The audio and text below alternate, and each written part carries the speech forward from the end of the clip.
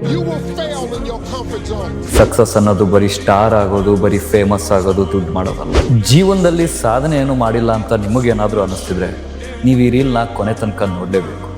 ಯಾಕಂದರೆ ಕೊನೆಯಲ್ಲಿ ನಿಮ್ಮ ಸಾಧನೆ ಏನು ಅಂತ ನೀವು ಈ ರೀಲ್ ಕೆಳಗಡೆ ಕಮೆಂಟ್ ಮಾಡಿ. ಸಾಧನೆ ಅನ್ನೋದು ನಿಮ್ಮ ಹತ್ರ ಎಷ್ಟು ದುಡ್ಡಿದೆ, ಎಷ್ಟು ಆಸ್ತಿ ಇದೆ, ಎಷ್ಟು ಕಾರ್ಗಳಿದೆ ಅನ್ನೋದಲ್ಲ. ಸಾಧನೆ ಅನ್ನೋದು ನೀವು ನಿಮ್ಮ ಜೀವನನ ಯಾವ ರೀತಿ ನಡೆಸ್ತಿದ್ದೀರಾ ಅಂತ.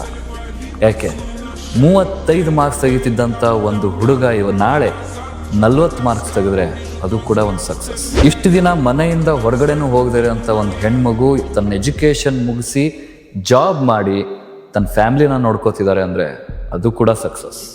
ಇಷ್ಟು ದಿನ ನೀವು ನಿಮ್ಮ ತಂದೆನ ಕೆಂಪು ಬಸ್ಸಲ್ಲಿ ಊರಿಗೆ ಕಳಿಸ್ತಿದ್ದು ಇವತ್ತಿಂದ ಏನಾದರೂ ಓಲ್ವೋ ಬಸ್ಸಲ್ಲಿ ಕಳಿಸ್ತಿದ್ರ ಅಂದರೆ ಅದು ಕೂಡ ನಿಮ್ಮ ಸಕ್ಸಸ್.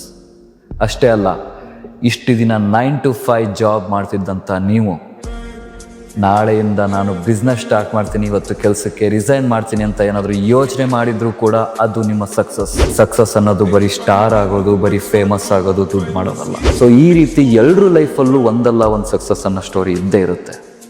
ಆ ಸ್ಟೋರಿ ಏನು ಅನ್ನೋದನ್ನು ಈ ರೀಲ್ ಕೆಳಗಡೆ ಕಮೆಂಟ್ ಮಾಡಿ.